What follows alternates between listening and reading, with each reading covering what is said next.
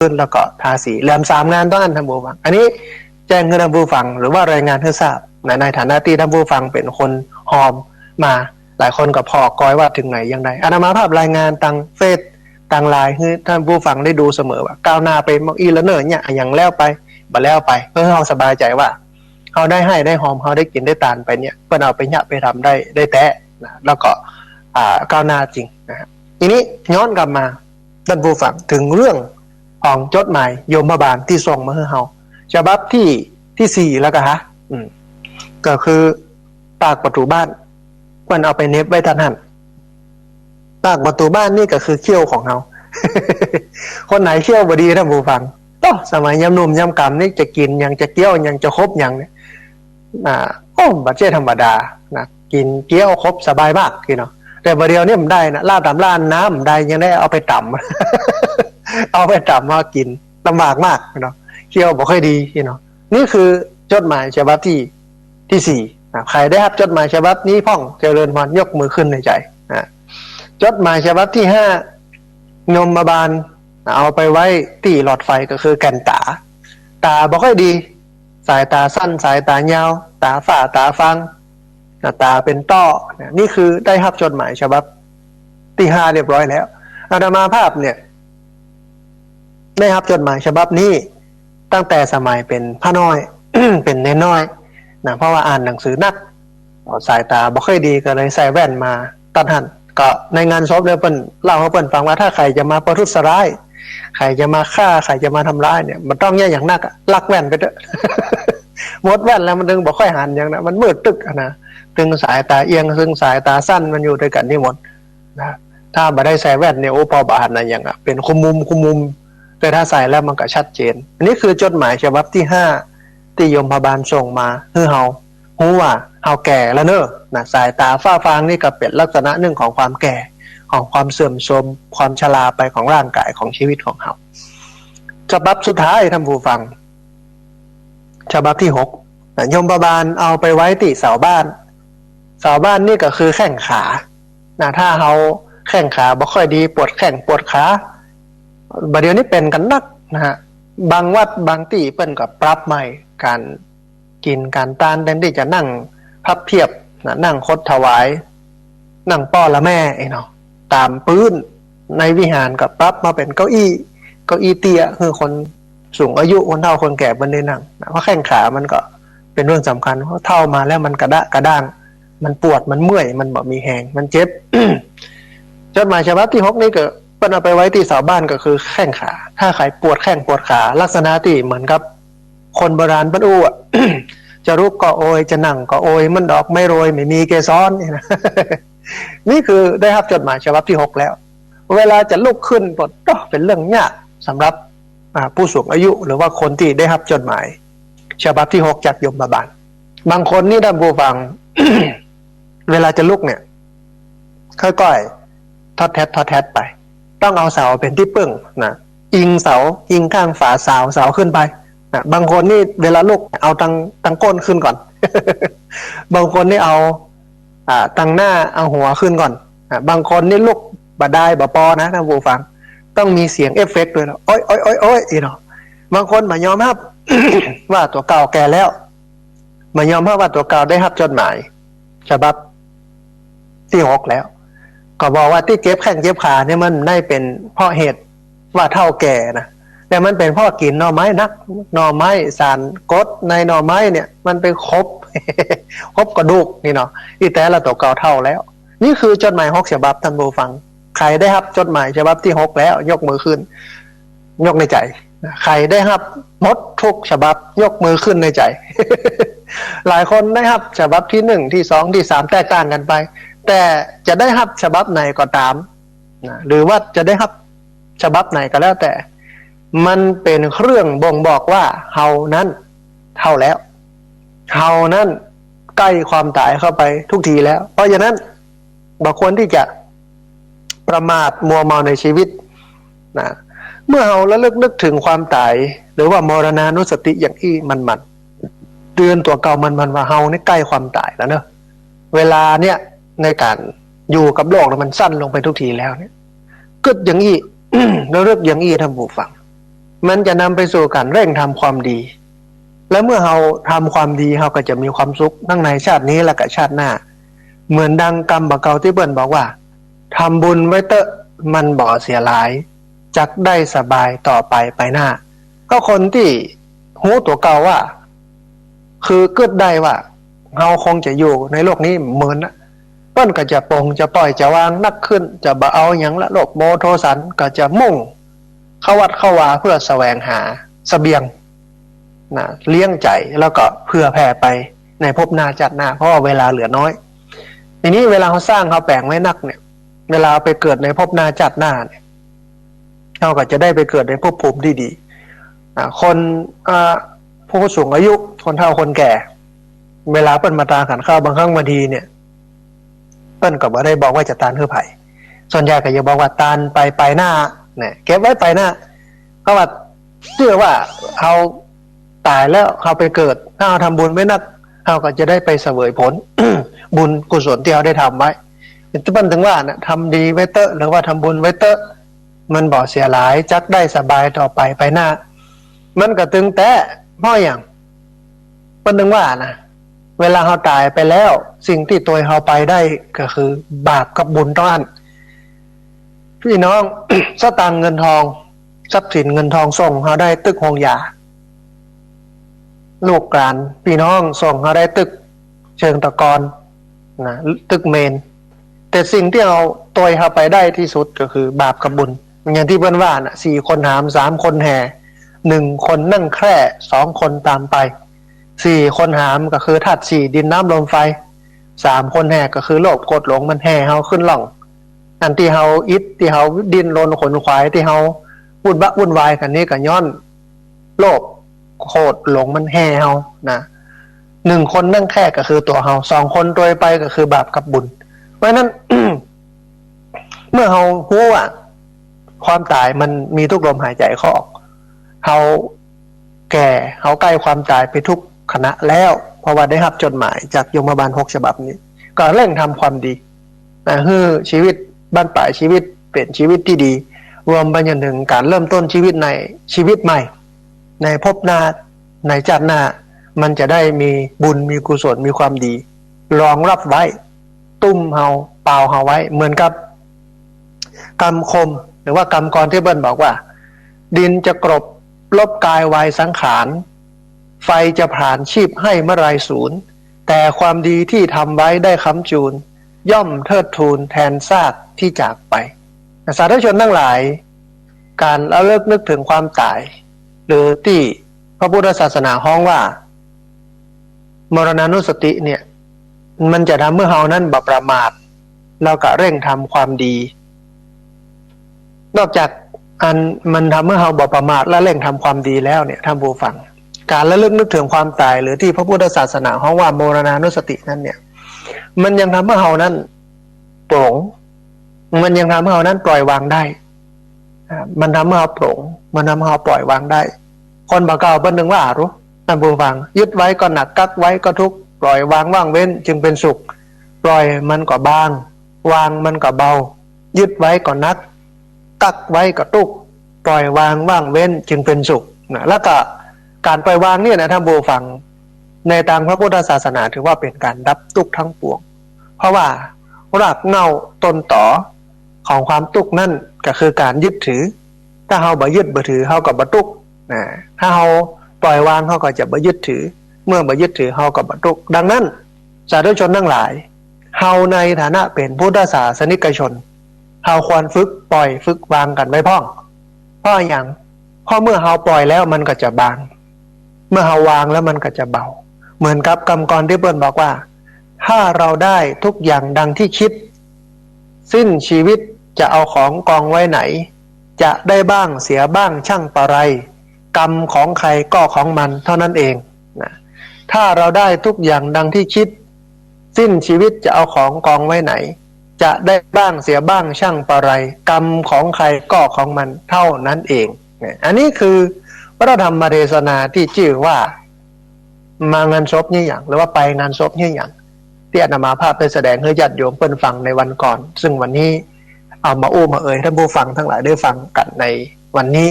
เอาละท่านผู้ฟังเหลือบแลพอเวลาแล้วนะตอนนี้ได้เวลาที่จะเปิดสายให้ท่านผู้ฟังที่ฟังอยู่ทางบ้านได้โทรเข้ามาร่วมร่วมเอ่ยกันได้โทรเข้ามาร่วมแสดงความคิดความเห็นกันเรียนเชิญเจริญพรท่านผู้ฟังที่ฟังอยู่ทางบ้านได้โทรเข้ามาร่วมร่วมเอ่ยกันโทรเข้ามาร่วมแสดงความคิดความเห็นกันที่เบอร์064-728-2899เบอร์064-728-2899เรียนเชิญเจริญพรได้โทรเข้ามาร่วมเอ่ยกันโทรเข้ามาร่วมแสดงความคิดความเห็นกันพอดีมีสายเข้ามาสายหนึ่งเดี๋ยวรับสายนี้ก่อนเปิ้นจะว่าจะได้พ้องเจริญพรเจ้าไว้ทราบเจ้ายมแม่แนะนำตัวน้อยเจ้ายายน้อยกัดนัดนะเจ้าอำเภอพระพุทธเจ้านะเจ้าพ้นขอถึงระลึกถึงเทวทูตตั้งหาเนาะจาติสลาพยาธิทุกขมรณะธรรมโมนะเจ้าเกิดแก่เจ็บทุกตายนะเจ้ายายก็หักไป4 ข้อแล้วข้อสุดท้ายนะเจ้าเนาะพระเจ้านั่นเฮาระลึกถึงสมมุติ4 ข้อนี่ผ่านมาหมดแล้วนะโดยต้องขอเดียวนะเจ้าพระเจ้านี่ระลึกถึงเทวทูตตั้งหาไว้นะเจ้าไว้สาธุสาธุยายน้อยนะแม่น้อยจากละปูนเนาะก็โทรมาบอกว่าที่จริงแล้วเนี่ยการระลึกนึกถึงความตายมันเป็นเรื่องที่สำคัญแต่อย่างน้อยก็มีเทวทูตทั้ง5เกิดแก่เจ็บตายชรามรณะเนาะยายเพิ่นบอกว่าผ่านไปหมดแล้ว4 ข้อในเหลืออันเดียวเหลือมรณะเนี่ยเพราะฉะนั้นระลึกนึกถึงสิ่งเหล่านี้บ่อยๆต้องอนุโมทนาพอดีมีสายเข้ามาแถมสายหนึ่งเดี๋ยวเปิ้นจะว่าจะได้รับสายนี้ก่อนเจริญพรเจ้ากับพระสาเจ้าพระอาจารย์โยมแม่เป็นยังได้พ้องสัญญาณวันนี้เจ้าก็เลยเจ้าได้รับจดหมายทุกฉบับแล้วเจ้าได้รับจดหมายทุกฉบับแล้วเนาะแสดงว่าตอนนี้เนี่ยแกเรียบร้อยแล้วเนาะเจ้ายังแถมฉบับที่เป็นเจ้าของไปนั่นแต่ฉบับสุดท้ายเนาะนะเจ้าแต่มาถึงวันนั้นเรากังวลละเพราะว่าเราได้เตรียมการอย่างไม่พร้อมนะแม่เนาะทำใจแล้วเจ้ามีเสบียงธรรมมีเสบียงบุญเรียบร้อยบ่ห่วงบ่อะไรอย่างเจ้ามาอะไรอย่างแล้วสัญญาณชัดเจนดีกว่าแม่วันนี้เจ้าก็ชัดเจนดูเจ้าโอ้อนุโมทนาบุญอนุโมทนาบุญนะแม่เนอะเจ้าแม่ให้กำลังใจเนอะได้กำลังใจจัดหนักเลยสาธุสาธุอนุโมทนาสาธุนะแม่อำนวลแจ้ซ้อนตำบลแจ้ซ้อนอำเภอเมืองปานจังหวัดลำปางนะสายแรกเป็นสายจากจังหวัดลำพูนสายที่2เป็นสายจากจังหวัดลำปางท่านผู้ฟังขอความอนุเคราะห์ท่านผู้ฟังขอความร่วมมือนะเวลาท่านผู้ฟังโทรเข้ามาเจริญพรลีวิทยุนิดหนึ่งแล้วก็แนะนำตัวเก่าว่าเป็นไผฟังจากที่ไหนอาจจะได้รู้ว่าเปิ้นฟังนะเปิ้นฟังจากที่ฮันที่นี่โทรมาจากที่ฮันที่นี่เนาะเอาละมีสายเข้ามาแถมสายหนึ่งเดี๋ยวรับสายนี้ก่อนเปิ้นจะว่าจะได้พ้องเจริญพรนมัสการเจ้ายมจดหมาย6 ฉบับยมแม่แนะนำตัวน้อยแม่อยู่ฝางเจ้าโอ้อำเภอฝางเจ้าใหญ่เจ้าจังหวัดเชียงใหม่สัญญาณเป็นในห้องที่อำเภอฝางแม่สัญญาณชัดเจนเนาะได้รับจดหมายกี่ฉบับแล้วครบหมดแล้วนะแม่เนาะแม่อยู่ตำบลโป่งใกล้ๆหลวงพ่อจักรนามอำเภอสร้างพระเจ้าใหญ่เจ้าโอ้อนุโมทนาแต่ซ้ำอยู่ใกล้พระเจ้าใหญ่นี่เป็นกุศลพอได้ระลึกนึกถึงพระพุทธวันเนาะแม่เนาะนะไปเปลี่ยนดอกเปลี่ยนอย่างขูดหินนะเจ้าโอ้ดีแต่เป็นบุญเป็นกุศลที่ทำไว้เพื่อเป็นเสบียงไปหน้าเนาะแม่เนาะเข้าใจดีเจ้าโอ้อนุโมทนาบุญให้กำลังใจเจ้าสาธุแม่สาธุเจริญพรสาธุอนุโมทนานะสายที่3จากเชียงใหม่นะบอกว่าฟังจากอำเภอฝางได้รับหมดห้องฉบับนะแต่ว่าดีน้อยหนึ่งที่อยู่ใกล้พระเจ้าใหญ่ได้หันพระเจ้าได้ระลึกนึกถึงพระพุทธเจ้าประจำไปเปลี่ยนดอกเปลี่ยนดวงถือศีลกินทานไปบักกังวลอันยังน่าจะไปเมื่อใดจะไปตั้งใดเพราะว่าเราได้เตรียมการไว้ดีแล้วนะต้องอนุโมทนาพอดีมีสายเข้ามาแถมสายหนึ่งเดี๋ยวรับสายนี้ก่อนเปิ้นจะว่าจะได้พ้องเจริญพรพระเจ้าท่านนะอันยมแม่แนะนำตัวน้อยแม่วางเจ้าแม่จากอำเภอแม่วางจังหวัดเชียงใหม่วันนี้มีอยากจะเพิ่มเติมพ้องแม่เพิ่มเติมมาได้ครับกับผู้ จะบับยังจะบับเดียวนี้ ฉบับสุดท้ายเนาะ เจ้า ได้ครับ มันทำให้เราได้เป็นคนบ่ประมาทกับโลกกับชีวิตเนาะแม่เนาะยึดเนี่ยเอาศีลเอาธรรมเป็นตัวตั้ง ต้องอย่างเนาะเจ้า ต้องอนุโมทนาบุญกับแม่เนอะ สาธุเนอะกำลังใจนะครับ สาธุได้กำลังใจจัดหนัก อย่างใดก็ถ้าอยากได้ไปทำบุญสักครั้งหนึ่ง เนาะมาปิด แล้ว มาฉลองเนาะมาฉลองทำบุญ สาธุอนุโมทนา สาธุอนุโมทนาบุญโยมแม่จากอำเภอแม่วางจังหวัดเชียงใหม่แล้วก็บอกว่าเนี่ยครับมดเหลือก้าฉบับสุดท้ายนะ ที่มันจะส่งมานี่นะแล้วก็บอกว่ามันจะต้องหาเวลาไปตาน ศาลาใหม่แห่งสักวันหนึ่งเนาะก็เดี๋ยวต้องรอสถานการณ์การแพร่ระบาดของโควิด -19 มันคลี่คลายก่อนมันราบคาบไปอย่างก่อนนะท่านอาจารย์พระครูอภิวัฒนวิกรมเดี๋ยวเพิ่นถึงจัดมานะมาปิดท้ายบุญส่งท้ายฉลองศาลานะฮะพอดีมีสายเข้ามาแถมสายหนึ่งเดี๋ยวครับสายนี้ก่อนเปิ้นจะว่าจะได้พ้องเจริญพร ไปสาเจ้าได้พระอาจารย์ อ่านโยมแม่แนะนำตัวน้อย แม่จันเรียนไปบันเรียงสการเจ้า อำเภอสันป่าตองจังหวัดเชียงใหม่นะ แม่ได้รับจดหมาย6 ฉบับเรียบร้อยแล้ว ได้ครบทุกฉบับเลยเนาะแม่เนาะนะ รอฉบับที่7ขอรอโรงพยาบาลเราไปส่งสวรรค์ด้วยนะ รอฉบับที่7เนาะแม่เนาะแต่บักกังวลยังไงเขาเตรียมพร้อมหมดแล้วนะไปที่ดีแน่นอนกับหมู่กันพี่น้องที่ฟังรายการธรรมะนี่นะต้องอนุโมทนาบุญแท้ๆ สวรรค์เมืองคนก็ได้อยู่แล้วรอไปสวรรค์เมืองวิจิตรกลาง โอ้ดีแม่ดีโอ้อนุโมทนานะแม่เนอะนะ เจ้า สาธุแม่ สาธุอนุโมทนาบุญแม่จันเรือนใสเวียงตาการสันปะตองเชียงใหม่บอกว่าได้รับหมดทุกฉบับแต่เหลือฉบับที่7เนี่ยเหลือเปิ้นเอาไปส่งนะแต่ก็บ่ห่วงแล้วเพราะว่าอยู่กับศีลกินกับธรรมปฏิบัติศีลปฏิบัติธรรมมาก็บ่กังวลว่าจะไปไหนเพราะว่าหูว่าที่ไปจะไปไหนเขาเตรียมตัวไว้เรียบร้อยแล้วนี่ต้องอนุโมทนาบุญด้วยสวรรค์เมืองคนก็ได้อยู่แล้วนะเนี่ยอย่างเปิ้นถึงห้องว่าสวรรค์เมืองคนกับคนที่มีธรรมะอยู่ในใจเนี่ยกะเมืองคนก็เป็นเมืองสวรรค์คนที่บ่มีศีลบ่มีธรรมอยู่ในใจกะมอนหกนะกะเอาอยู่มอนหกของแต่นี่เพิ่นบอกว่าอยู่สวรรค์เมืองคนโลกเนี่ยอย่างถึงเป็นสวรรค์เมืองคนก็ศีลธรรมนะกะมันกำมันจูมันครอบเฮาอยู่ในสวรรค์เมืองคนนะพอดีมีสายเข้ามาแถมสายหนึ่งเดียวครับสายนี้ก่อนเปิ้นจะว่าจะได้พ้องเจริญพร ไว้ครับท่านพระอาจารย์ ท่านเจริญพรคุณโยมแนะนำตัวน้อย ผมยมโควิดมาหน่อยหลังที่จริงจำได้ แต่แค่อยากขึ้นแนะนำตัวหน่อย สัญญาณเป็นได้พ้องคุณโยม สบายดีอันที่จริงแล้วผมว่ามาเจอกันที่ว่าจะนุ่มหรือเล่ามันจะงับเหมือนกันหมดกันจดหมายเวลาท่านอาจารย์รอบแม่นบางคนก็ประมาณกับชีวิตตัวเก่าเพื่อจะได้รับจดหมายอย่างที่พระอาจารย์ว่ามันได้อะไรอย่างเงี้ยประมาณชีวิตตัวเก่าครับเลยที่มันจะเหตุไปไงใช่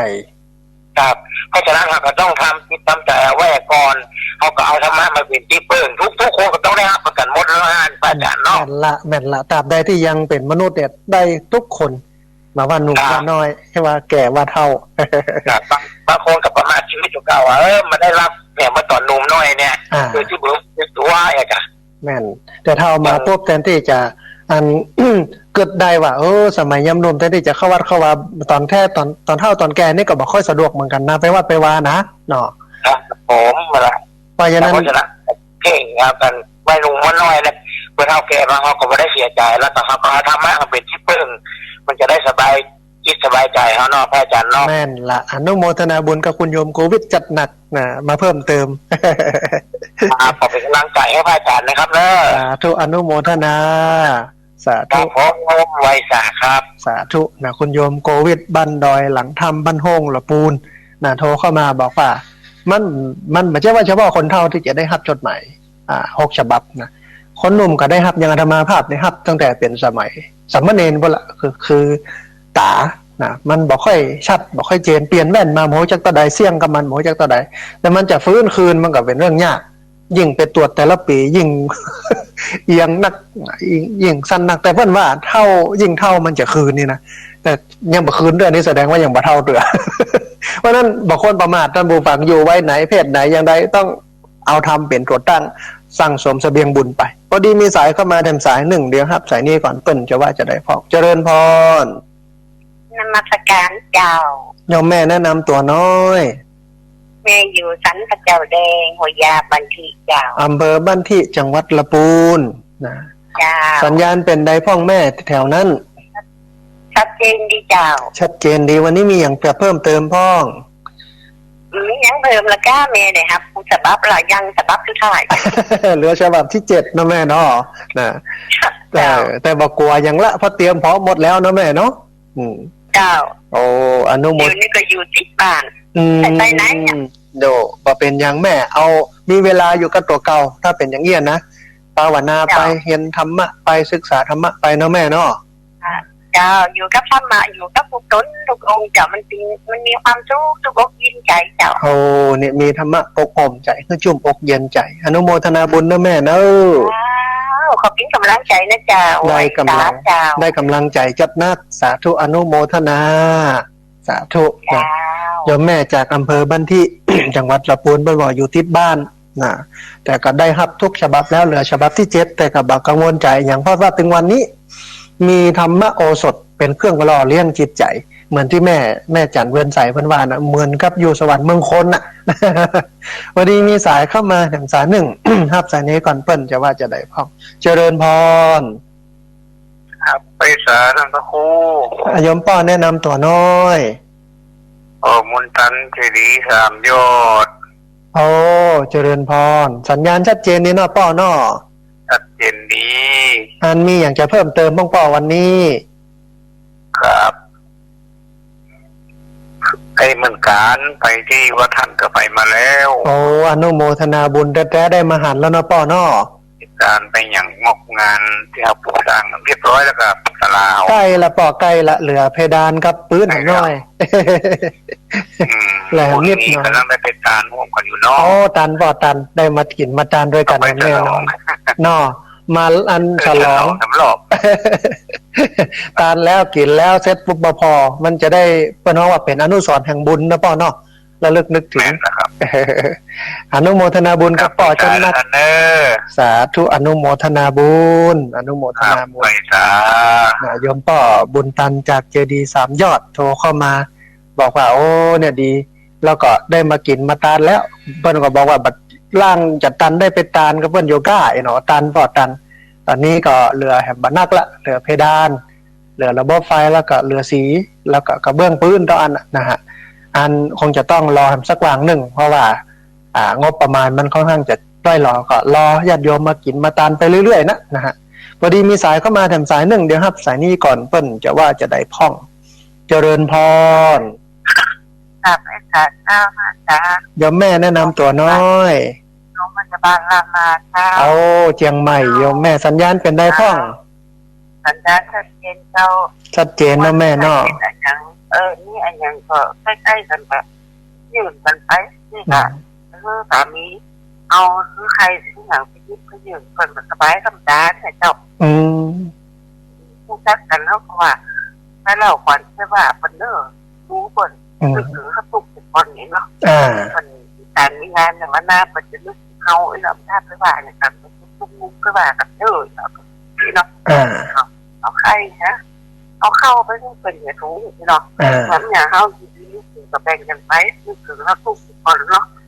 ว่าเขาจะมาเจอเดี๋ยวเขาก็จะเนาะมันก็เป็นการทำให้โลกมันน่าอยู่ขึ้นในการนึกถึงคนอื่นยิบยืนน้ำใจแก่กันและกันเนาะแม่เนาะในท่ามกลางสถานการณ์วิกฤตอย่างนี้นะโอ้อันนี้เป็นสิ่งที่ออกมาจากใจของคนที่มีศีลมีธรรมเพราะระลึกนึกถึงคนอื่นก่อนตอนทำนี้เขาไปไหนจะไปว่าคนนักคำที่ขาดว่ามันไม่ถึงนะครับถึงเขามันอยู่ในภาษาอากาศแล้วเรา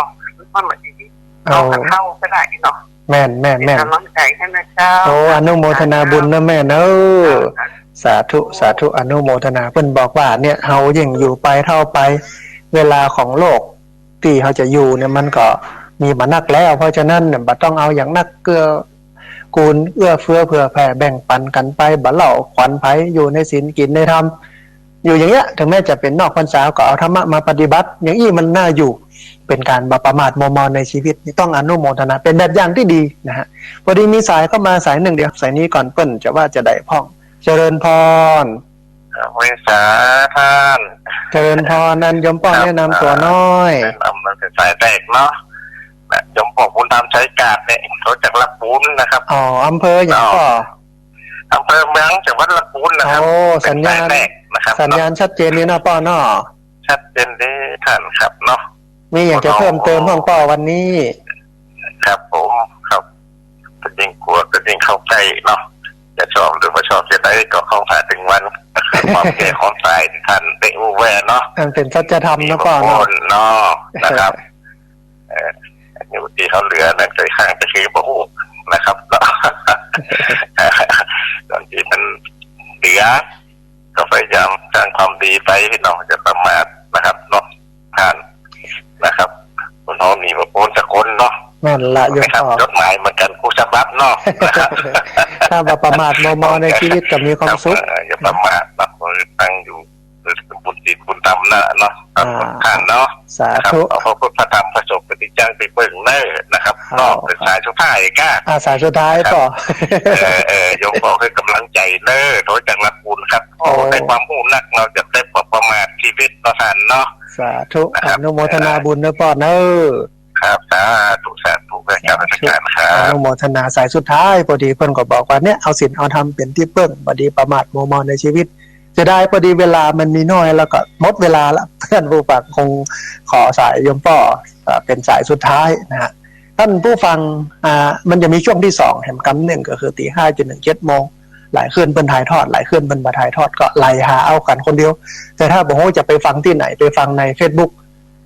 ของอาตมาภาพพระสาธิตชิระปัญโยหรือว่าฟังในเพจของสถาบันธรรมพิวัตรเพราะว่าวัดฝ่ายหินเปิ้นถ่ายทอดทาง Facebook โดย Facebook ไลฟ์ตัวแล้วก็ถ้าฟังทางคลื่นวิทยุได้ก็ฟังนะวันนี้เวลาหมดเวลาต้องเอารายการจากลาท่านผู้ฟังทั้งหลายไปก่อนกราบขอบพระคุณครูบาอาจารย์พระเถรานุเถระทุกรูปอนุโมทนาบุญกับญาติโยมเจ้าของคลื่นเจ้าของสถานีที่รับสัญญาณเอาไปออกอากาศอนุโมทนาบุญกับท่านผู้ฟังที่ติดตามรับฟังต้องขอสุมาอาภัยกับท่านผู้ฟังที่โทรเข้ามาแล้วบัดได้รับโทรเข้ามาแล้วสายลุดไปสัพพะพุทธานุภาเวนะด้วยเดชเดชะอนุภาพของพระพุทธเจ้าสัพพะธรรมานุภาเวนะด้วยเดชเดชะอนุภาพของพระธรรมเจ้าสัพพะสังฆานุภาเวนะด้วยเดชเดชะอนุภาพของพระสังฆเจ้าศรัทธาสุธีพระวันตุเตขอความสุขความเจริญในธรรมจงมาเกิดมีแด่บรรดาศรัทธาสาธุชนทุกคนทุกท่านตลอดกาลเป็นนิจเทินเจริญพร